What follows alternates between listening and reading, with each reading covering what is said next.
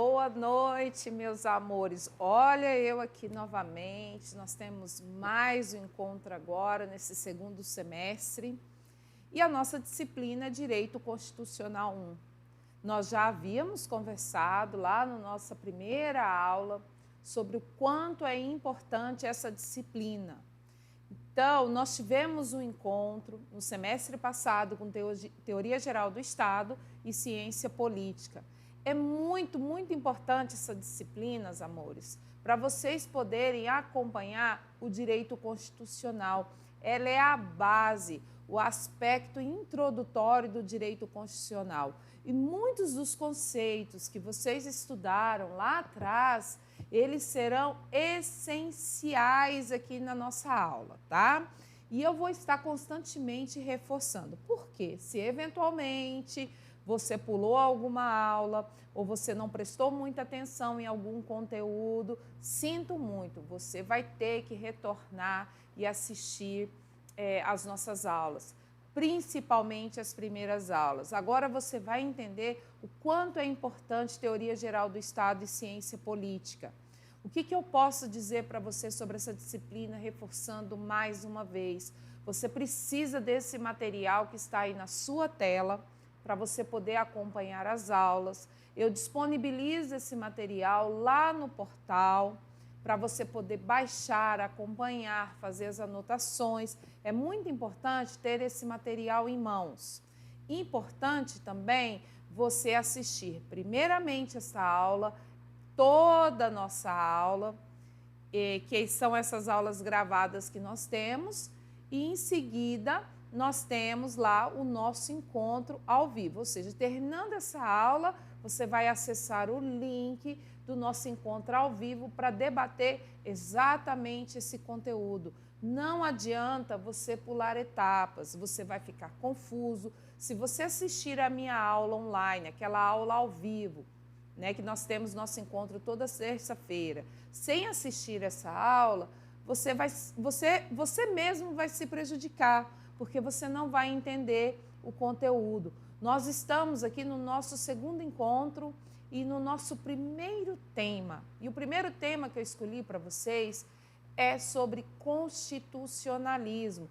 Por quê? Nós estamos estudando o direito constitucional. Nós vamos conceituar direito constitucional. Nós vamos estudar dentro do direito constitucional, basicamente, a nossa Constituição. Nós temos todo esse aspecto introdutório, mas o foco do direito constitucional é estudar, por exemplo, no nosso caso do direito brasileiro, a nossa Constituição de 1988. Mas é importante a gente entender como que se construiu toda a base jurídica, todo o contexto histórico, até se chegar na nossa Constituição. Vocês estudaram comigo, lá em Teoria Geral do Estado, toda a importância de uma Constituição Federal, vocês têm essa base. Nós já sabemos que ela ocupa o topo da hierarquia do nosso ordenamento jurídico, lembra da pirâmide de Kelsen? Ou seja, ela está no topo, hierarquicamente superior a todas as normas. Nós estudamos o Estado na aula passada, o seu conceito, os seus elementos, o seu poder político, estudamos a divisão dos poderes. Tudo isso é muito importante para o estudo do direito constitucional. Se você prestou atenção nas aulas de Teoria Geral do Estado, essa parte introdutória, você não vai ter muita dificuldade para poder acompanhar, tá ok? Valendo ainda as explicações anteriores sobre obras, bibliografias, e já adentrando dentro do tema constitucionalismo, gente, não tem como eu citar uma única obra para vocês lerem sobre constitucionalismo. O que eu posso fazer é, com esse material, te dar um norte. Por quê? Algumas obras tratam em maior detalhe sobre o constitucionalismo, como, por exemplo, a obra do direito constitucional esquematizado, isso mesmo, do Pedro Lenza, e no direito constitucional descomplicado, do Marcelo Alexandrini e Vicente Paulo, não tem. Mas se você fizer uma pesquisa rápida na internet, dentro dos sites confiáveis, vocês vão encontrar vários aspectos sobre o constitucionalismo. Estudar constitucionalismo é estudar história e estudar como que se chegou nessa formatação que nós temos, por exemplo, da nossa Constituição Federal de 1988. Essa é a meta da aula de hoje, dar um norte no estudo para vocês e vocês vão ver que é bem bacana. Eu pretendo dividir essa aula em 2 ou 3 partes para ela não ficar tão extensa, principalmente na hora de carregar lá no YouTube, tá, amores? Mas vamos lá. Dando continuidade aqui, olha só, estudar o constitucionalismo é ter em mente 3 expressões fundamentais para o estudo: Estado, Constituição e direitos fundamentais. O tempo todo, durante o estudo desse constitucionalismo, dessa temática, 3 expressões vão ser recorrentes. A figura do Estado, que nós já estudamos o conceito de Estado, é um povo, né, juridicamente organizado num determinado território, exercendo sua soberania e exercendo o poder político. E também nós já falamos um pouco sobre Constituição, que é essa norma escrita, essa base, né, que está lá no topo da hierarquia constitucional, não existindo nenhuma outra norma superior a ela. Também é falar sobre direitos fundamentais, que vocês também já têm uma noção muito bacana. Se quiser estudar um pouco mais sobre direitos fundamentais, acesse a aula da professora gravada sobre dimensões. Nós estudamos até os remédios constitucionais, isso aí constituiu, acredito, as nossas últimas aulas, né, do nosso encontro de Teoria Geral do Estado semestre passado. Então, é importante que você retorne, porque eu não vou adentrar nesse momento na especificidade dos direitos fundamentais. Então, basicamente, estudar constitucionalismo está trabalhando com essas 3 expressões. Agora você me pergunta, mas professora, eu já quero saber o que é constitucionalismo. Então, também é complicado conceituar e definir constitucionalismo. E vocês vão entender logo por quê. Tá? O André Puccinelli, ele tem uma obra chamada Direito Constitucional e ele diz assim, olha, constitucionalismo, eu só posso te adiantar que possui vários sentidos, porque estudar constitucionalismo é estudar a organização do Estado, a sua estrutura, os direitos fundamentais de um Estado. E nós temos vários movimentos constitucionais. Eu posso estudar a estrutura, a organização, a fixação dos direitos fundamentais por normas escritas, tanto sobre o aspecto americano, francês, né, da Inglaterra, o inglês, quanto o brasileiro, quanto o argentino. Então, Canutilho, quem não conhece o Canutilho, ele é um grande estudioso do direito comparado. Ele tem uma obra muito interessante em que ele faz um estudo das diversas constituições que nós temos aí dentro do direito comparado, nesse mundão afora. E ele afirma, viu, que a Constituição Brasileira de 1988 é uma das constituições que mais abarca direitos fundamentais, que mais faz previsão de direitos fundamentais. E dentre esse estudo, ele prefere chamar o constitucionalismo de movimentos constitucionais. Por que movimentos? Porque envolve tanto aspecto filosófico, sociológico e jurídico, ou seja, é um movimento social, é um movimento filosófico, um movimento jurídico, que eles se entrelaçam ao longo da história. Também não é possível, amigos, fazer uma marca no tempo para a gente poder estudar constitucionalismo. E nem vamos conseguir estudar tudo. A minha missão aqui é te trazer um norte, uma orientação de estudo para que você, dentro do seu interesse, você possa percorrer esse caminho. Particularmente, eu gosto muito de estudar o constitucionalismo. Por quê? Porque eu gosto de filmes, eu gosto de história, e sempre que eu assisto um filme, seja ele qual for, eu faço de certa forma, principalmente, né, os filmes de época, eu faço uma associação direta com o constitucionalismo. Eu tento tirar alguma coisa, tanto é que eu vou abordar, vou dar alguns exemplos de filmes que vocês podem assistir aqui, bem bacana, tá? Vamos dar continuidade aqui. Olha só, André Ramos Tavares, ele diz o seguinte sobre o constitucionalismo. O constitucionalismo, vamos ler lá, é um movimento político-social que pretende limitar o poder arbitrário.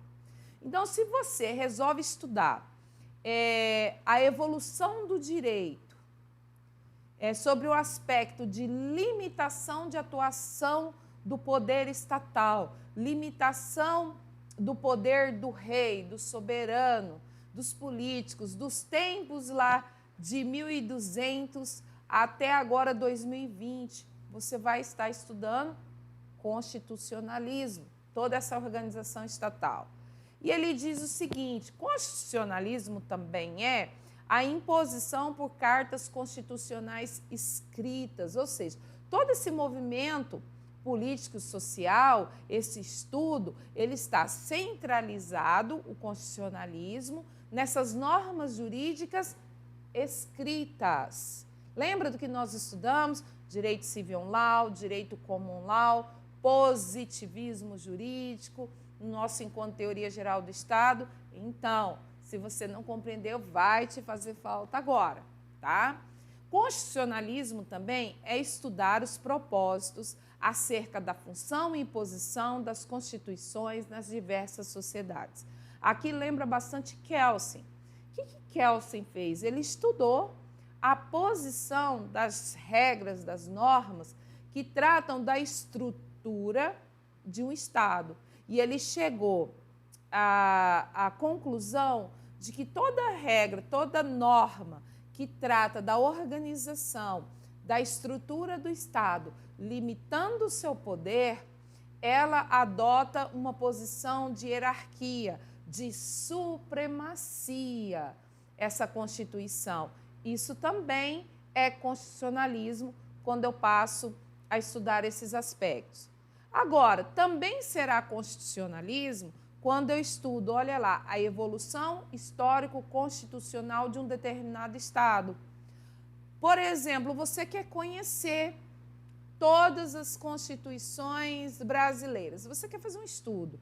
Você quer fazer um estudo da nossa evolução normativa sobre o aspecto constitucional. Vocês também já estudaram, não vimos cada uma delas, mas nós já sabemos a quantidade de constituições que nós temos, é 7 ou 8, e fica naquela dúvida, né, por conta dos posicionamentos doutrinários, mas nós vamos abordar as constituições brasileiras que nós tivemos aí desde a época do Império. Isso também é constitucionalismo. Então, constitucionalismo é estudar as normas que estão em posição de supremacia, e essas normas, elas limitam o poder estatal, elas limitam o exercício do poder do Estado. Lembra aquele exercício, o poder político? Então, ela limita o exercício do poder político, hoje, modernamente, com a sua divisão dos poderes, ela estrutura o Estado, ela fixa direitos fundamentais. Tudo isso é constitucionalismo. É por isso que Canutilho prefere usar a expressão movimento político-social, ok? Dito isto, a gente pode pensar aí num conceito de constitucionalismo. Olha só, movimento político e jurídico ideológico que concebeu ou aperfeiçoou a ideia de estruturação racional, deixa eu puxar aqui para a gente poder ler melhor, racional do Estado e limitação do exercício de seu poder, concretizada pela elaboração de um documento escrito destinado a representar sua lei fundamental e suprema. O que a gente pode destacar desse conceito que foi extraído de Marcelo Alexandrino e Vicente Paulo? Aquela obra também que eu apresentei para vocês lá no nosso primeiro encontro, que é Direito Constitucional Descomplicado. O que tem de destaque no conceito desses autores? Primeiro, mais uma vez, a palavra movimento. O movimento para abarcar todas aquelas situações que nós vimos. Mais uma vez, ele fala de estruturação do Estado. Então, estrutura do Estado, limitação do poder estatal, por meio do quê? De um documento escrito que será a sua lei fundamental e suprema. A última expressão suprema, lembra Kelsen, suprema porque ela está no topo da hierarquia. Tudo bem? Vamos continuar falando sobre o nosso constitucionalismo. Então, olha só, o Canottilho, ele fala que a gente pode aí dividir o estudo desse constitucionalismo em duas grandes fases, mas, gente, são duas grandes fases mesmo, tá? Ele prefere fazer essa divisão em dois grandes blocos, ele chama de constitucionalismo antigo e constitucionalismo moderno. O antigo, ele começa lá no século, ele coloca aqui o século XVII, mas a gente vai voltar no tempo, tá? Nós vamos voltar lá no rei João Sem Terra, mas ele faz esse marco. O constitucionalismo, ele é bem mais antigo ainda, né? O seu nascedor, eu falo assim, a sementinha do constitucionalismo, ele é bem anterior. E ele vai até a Segunda Guerra Mundial. Depois da Segunda Guerra Mundial, a pós-guerra que a gente afirma, surge aí um constitucionalismo moderno. Falar de constitucionalismo antigo e falar de constitucionalismo moderno é a gente falar da transição do Estado absolutista, do Estado absoluto, do rei absoluto, do absolutismo, perpassando para um novo Estado, o Estado liberal, o Estado social, um Estado de direito. E aí, dentro dessa temática, a partir de agora, a gente vai falar muito sobre positivismo, que nesse momento do constitucionalismo vai surgir a questão da discussão do positivismo. Lembra do que era direito positivo? É lógico que tem a ver com constitucionalismo, porque eu disse para vocês que constitucionalismo é a organização e estrutura do Estado, limitando poder através de uma norma escrita. Quando eu falo em norma escrita, quando eu falo em leis, né, como um procedimento formal de elaboração, eu estou falando do direito positivo, do positivismo, do ius positivismo, que nós estudamos lá em Teoria Geral do Estado.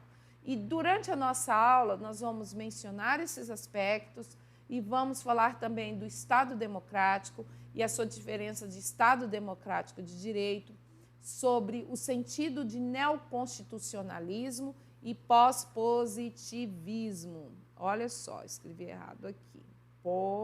Pós-positivismo. Não, acho que está correto aqui. Do pós-positivismo. Deixa eu só colocar um hífenzinho aqui. Beleza. Agora ficou correto. Ok? Então, vamos continuar aí a nossa aula sobre esse constitucionalismo. Nós vimos, amores, que constitucionalismo é tanto eu estudar esse movimento, a evolução normativa de um determinado Estado. Lembre-se que quando eu digo Estado, eu estou falando do Estado como um todo. Se eu estou falando do Estado brasileiro, eu estou falando da nossa República, no nosso caso, Federativa do Brasil, eu estou falando do nosso país como um todo. Nunca confunda Estado com Estado membro, Estado de Mato Grosso. Sempre que eu me referir a Estado, eu estou falando do nosso território como um todo, conforme nós já estudamos em Teoria Geral do Estado. Agora, sobre o contexto histórico do constitucionalismo, nós vamos abarcar aqui, essencialmente, o contexto histórico dos ingleses, tá? Por quê? Nós temos o constitucionalismo americano, ou seja, o constitucionalismo americano, ele chama atenção porque ele foi a primeira constituição escrita do mundo. Os americanos, eles saíram na frente nessa questão. A França também é um marco histórico muito importante, porque ela tem a Declaração dos Direitos do Homem e do Cidadão de 1789, com a Revolução Francesa, e ela tem a sua primeira Constituição em 1791. Mas nós não temos condições, por questão de tempo, de estudar tudo. Então, o que eu fiz? Eu selecionei falar um pouquinho sobre o constitucionalismo inglês, tá? E é sobre ele que eu quero falar um pouquinho. Mas por que, professora, você escolheu o constitucionalismo inglês? Porque ele é bem anterior ao movimento do constitucionalismo inglês, ele é bem anterior, ele iniciou bem antes do que o constitucionalismo americano e o constitucionalismo francês. Esse eu vou deixar para que vocês façam uma pesquisa, um estudo em casa por conta de vocês, tá? Nós vamos nos ocupar aqui do constitucionalismo inglês. E ele, olha só, para falar desse constitucionalismo, a gente tem que fazer uma volta aí, voltar ali no passado, mas ó, lá atrás mesmo. Embora Canotilho comece a falar do constitucionalismo antigo, lá no século XVII, século XVIII, nós vamos voltar lá em 1215, amores. Nós vamos voltar no tempo, olha só, nós temos aí muitos anos de história, nós temos aí 800 anos de história, então a gente não tem como falar de tudo sobre esse constitucionalismo. O que é o constitucionalismo mesmo? É a gente entender a evolução histórica do surgimento de normas escritas que tinham por objetivo limitar o poder do Estado, né, principalmente desse soberano, desse rei, impondo limites e fazendo previsão por normas escritas de direitos fundamentais que esse soberano, que representava esse Estado, deveria respeitar. Ou seja, contrapondo qual figura o constitucionalismo, ele vem contra, ele luta contra o quê? O Estado absoluto, o absolutismo, que é aquele poder sem limites do Estado. É o Estado munido de um poder. E aqui a gente fala do Estado absolutista, do absolutismo, nós usamos assim, no absolutismo, o que vigorava? A vontade do rei. Era a vontade do rei que determinava. Eu sempre digo aos meus alunos que tem uma série que eu não sei se ela ainda está disponível, chama Tudors, né, que é da dinastia Tudors. E lá tem o rei Henrique VIII, já até comentei com vocês. Se vocês puderem, assistam essa série, que vocês vão ver, se ela ainda estiver disponível, o que é esse aspecto do absolutismo. E olha, que quando eu digo do rei Henrique VIII, eu já estou lá na frente, eu já estou lá em 1600. E aqui também eu quero fazer um parêntese também. Gente, a história, a gente coloca algumas marcas no tempo, mas não é possível, ora evolui, ora recua, sobre limitação do poder do Estado. Ora se consegue limitar o poder estatal, ele começa a evoluir, depois os ingleses retroagem, aí vem um monarca, um rei, né, assim, mais carrasco, que não respeitava tantos direitos. Então a história ela recua bastante. A gente imprime algumas marcas no tempo para poder facilitar o estudo, tá? Mas vamos voltar lá no rei João Sem Terra. Na verdade, é João I, salvo engano. Mas por que ele recebeu esse apelido Sem Terra? Porque o rei João, ele detinha o poder. Ele era o detentor do poder, mas ele estava perdendo as suas guerras, né? Ele estava perdendo terras e ele tinha um outro fator gravíssimo. Ele não detinha poder econômico, né? O reino tinha um poder, mas não tinha um poder de mando, mas não tinha um poder econômico. O que ele começou a fazer? Ele começou a aumentar tributos, muito imposto, ou seja, um verdadeiro ali tirano, é um verdadeiro Estado absoluto. As minhas regras, gente, aqui não tem direito escrito. O direito, as regras, né, é aquilo que o rei diz que é. Não tem essa. O que se pode e o que não se pode fazer é o rei. É ele quem decide, independente se vai ter uma norma escrita ou não. Quem decide é ele. Esse é o estado absoluto, né? O absolutismo. Então, o rei João Sem Terra, ele era assim. E ele invadia muitas liberdades ali da nobreza, ele interferia muito na igreja também, porque a gente sabe que é um período em que direito e moral não havia muito essa separação, e Estado e igreja também se fundia muito ali as regras religiosas com as regras do Estado. O que aconteceu com o rei João Sem Terra? O rei João Sem Terra, ele não tinha o apoio ali dos seus súditos, principalmente do clero e da nobreza, quem detinha o poder ali aquisitivo. Ele precisava dessa ajuda, ele precisava desse apoio. E o que aconteceu na época? Por que é tão importante esse ponto da história para o constitucionalismo, no sentido de limitar o poder do Estado através de norma escrita? Porque foi a primeira vez na história que surgiu a Magna Carta Libertatum. O que é isso? Uma norma escrita em que um rei se submete a limites, em que ele reconhece alguns direitos dos seus súditos e ele impõe limites para si. Então, a gente tem aí o marco do constitucionalismo. Gente, essa liberdade era para todos? Não. E ele também, nessa carta, ele se submete aí à criação de um conselho, que seria composto pelo clero e pela nobreza. A gente já tem aí um prenúncio do formato do parlamento, que esse conselho iria representar a vontade desses súditos. É claro que você deve estar se perguntando, ele assinou o documento, professora? Assinou. Esse documento ele é tão famoso que ele existe ainda e está no museu. Só não lembro que museu que era, mas existe essa carta e ela é famosa por conta disso. Ela é tão famosa que, de forma recorrente, o rei João Sem Terra ele é citado em vários filmes. Eu coloquei aí no material de vocês um link de duas situações interessantes e eu recomendo que assista, porque é bacana. O primeiro é do filme Robin Hood, da versão de 2010.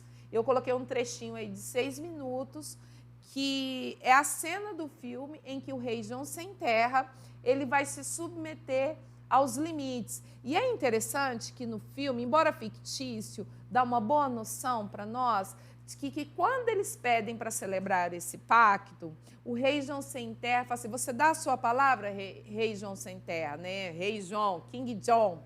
Ele diz assim, eu vou fazer mais do que isso, eu vou assinar num documento escrito. É lógico que a história não diz que partiu de um ato voluntário dele. Na verdade, foi uma imposição, porque já não se acreditava mais na palavra do rei. Eles queriam um acordo, um pacto.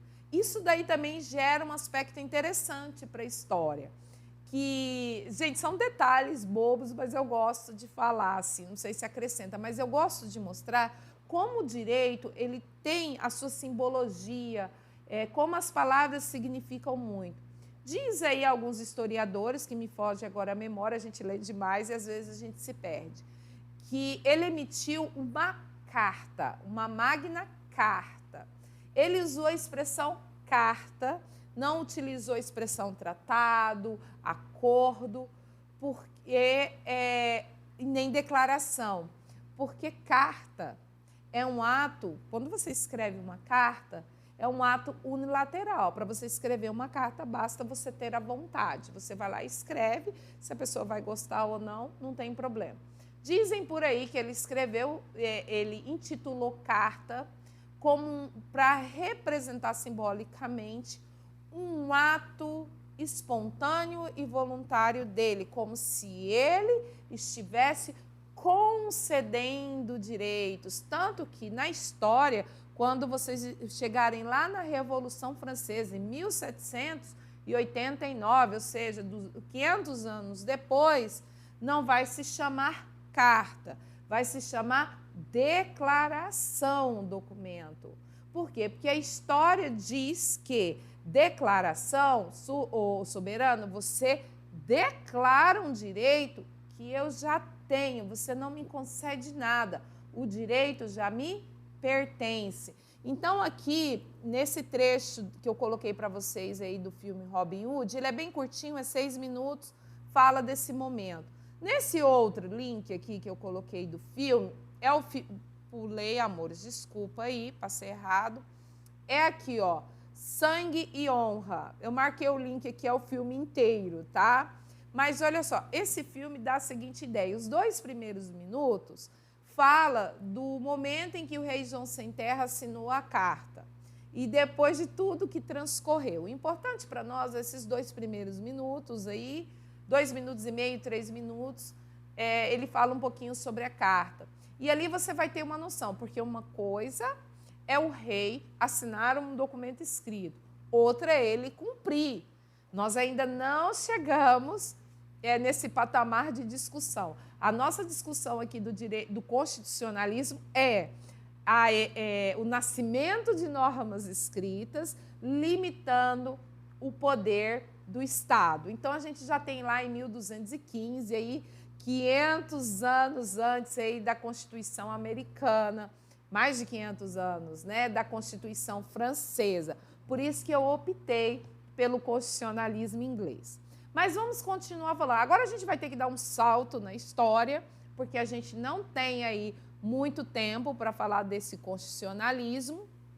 A gente vai agora dar um pulo na história, aí uns 400 anos na história, e vamos falar um pouco da Inglaterra, em que efetivamente começou a iniciar um movimento, né, uma revolução inglesa, com guerras civis, e que caracterizou e marcou consideravelmente a transição do absolutismo, ou seja, desse soberano, desse monarca que não se sujeita a norma nenhuma. O que era absolutismo? A vontade do rei. O que determinava era a vontade do rei. E a gente vai caminhar aí agora para os regimes constitucionais, que primou por norma escrita, ou seja, a gente vai entender a transição da vontade do rei para a vontade da lei. Até hoje a gente usa essa expressão, não é? Eu quero, aqui não sou eu, é a vontade da lei, é a lei que determina. Então a gente vai entender de forma bem rápida, porque eu já tenho aí 32 minutos de vídeo e a gente tem bastante assunto para tratar sobre a Revolução Inglesa. Gente, são aí 50 anos, são várias lutas que tiveram aí, eu não tenho como tratar de todas essas revoluções, então eu vou fazer um resumão para a gente entender esse embate que tinha entre as velhas estruturas feudais, né, que eram aqueles que queriam manter aquele regime de feudo do soberano e a exploração do indivíduo, e aí esse grupo ele era muito colado com a aristocracia católica, muito afinado ali com o soberano para manter esse Estado absoluto, esse absolutismo. Contra quem? O outro grupo, durante toda essa Revolução Inglesa, eram os burgueses, que estavam aí em expansão, surgia aí as nuances do capitalismo. Então, eles precisavam de maiores liberdades, e para ter maior liberdade, o Estado, esse soberano, não poderia interferir tanto com seus altos impostos, com suas regras, que não sabia de onde que saía, com essa exploração que impedia deles avançarem na exploração do mercantilismo, na expansão comercial. A gente sabe que esse período era um período de expansão. A gente tem aí as grandes navegações nessa época de exploração. Nós estudamos aí o caminho das Índias aí para lá como é que é, para os condimentos. Nós temos aí já a questão da exploração do Brasil. Então a gente tem todo esse avanço. E o que aconteceu na Inglaterra? Eles não queriam mais esses desmandos do rei, né, do soberano. Eles queriam um limite. E assim iniciou. E o que eu posso falar para vocês nesse período? Eu só quero voltar lá naquele painel, aqui, ó, um pouquinho. Nós falamos aqui da Magna Carta Libertatum, agora vamos entender esses outros aqui, que eu sou péssima no inglês, então eu fiz a tradução, tá, amores? Me desculpem aí, estou tentando estudar aqui inglês, comprei até um curso, mas eu me sinto um ser totalmente incapaz, sabe? Eu me sinto um nada na hora de estudar inglês, dá um nó na língua, não dou conta, estou quase desistindo e deixando para os filhos mesmo serem meus tradutores. Mas vamos voltar aí, a gente saiu do rei João Sem Terra, nós vamos lá para Carlos I, e a gente está onde aí, professor? A gente está no meados aí de 1600, porque eu quero falar da petição de direito. O que acontecia com Carlos I, né, que era o monarca lá, o nosso rei aí desse constitucionalismo inglês?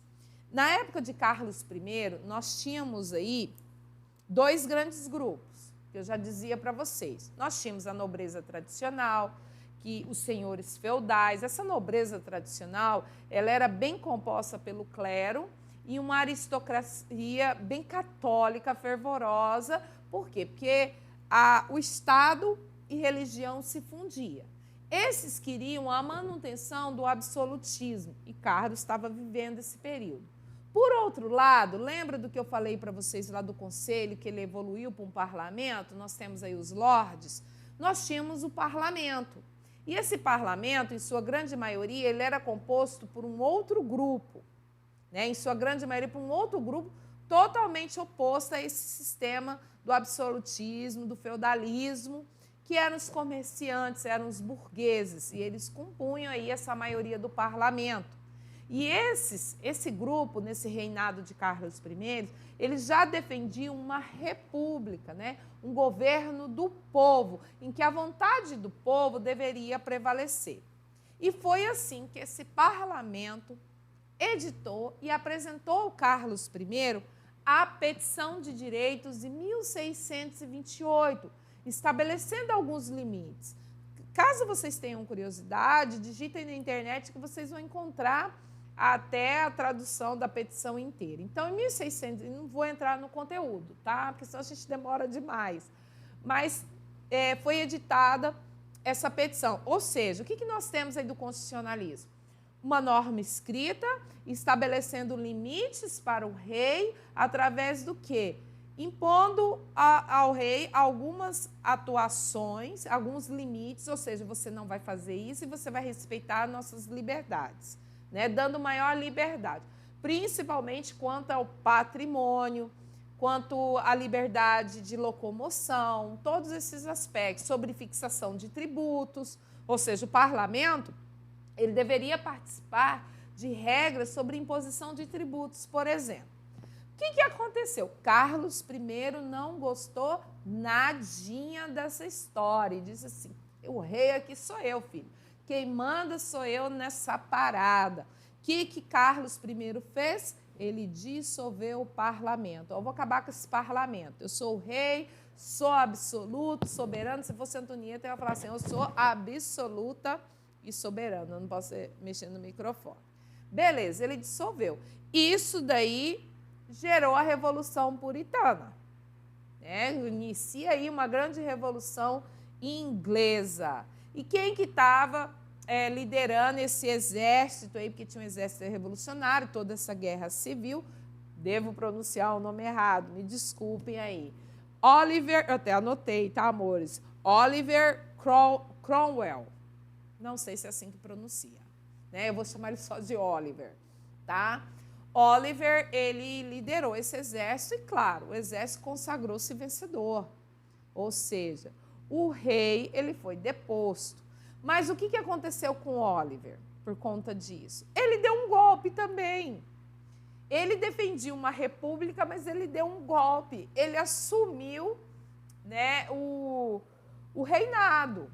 Ele se tornou agora o soberano, impondo suas regras do seu jeito, né? Ele deu um golpe também. E assim ele passou a sucessão para o seu filho, tá? Não durou muito, foram alguns anos, não sei se foi 6, 7 anos. Por quê? Porque, novamente, é lógico que tudo isso não fica tranquilo, a monarquia ela foi restabelecida. Ela foi restabelecida e quem que subiu ao trono? Carlos II, ou seja, o filho de Carlos I. Carlos I não aceitou a petição de direito. Houve o Oliver Cromwell, né, que era o líder do exército lá, não sei qual era a patente dele lá nessa guerra civil. Ele deu um golpe e ele assumiu o trono e não fez nada, não teve nada de limitação do poder. Mas veio o Carlos II. Nessa restauração, e eu estou falando de guerra civil, o negócio não foi tão pacífico, não. Tá? E Carlos II, ele assume, que é o filho do Carlos I, restaura a monarquia e tudo fica bem ali novamente para a monarquia. Acontece que o parlamento, mais uma vez, que nós temos lá a petição de direito ainda vigente, 1628, que não estava... Embora eu tenha uma norma escrita, não se estava observando muito ela não foi revogada. Surge o habeas corpus. Olha só. Surge a figura do habeas corpus, estabelecendo limites na liberdade de locomoção do indivíduo em 1679. Aí, ó, o habeas corpus, você pode até anotar aí, já foi com Carlos II, tá? Com o filho de Carlos I. Depois de Carlos II, assumiu James II. Quem que é James, professora? Também é filho de Carlos I. Deve ser aí o filho, Carlos I deve ser o mais velho, James II faleceu, assume o outro filho, né? James também é filho de Carlos I. Só que James é o seguinte, ele não é muito legal, não. James é linha dura, James II, tá? Pegou o nome do vozinho, do rei James I. James II não é muito legal, não. O que James quer? Ele é linha dura. Ele quer restaurar de vez o absolutismo. Que petição de direito, que habeas corpus, que nada. Aqui quem manda sou eu. Acabou isso daí. Ou seja, mais uma vez, nós temos aí a Revolução Gloriosa, né, que é desses burgueses. Nós não queremos James, que é isso? Não, você não vai limitar o seu poder, você não tem limites, nós não queremos você. Inicia mais uma vez aí uma revolução chamada Revolução Gloriosa.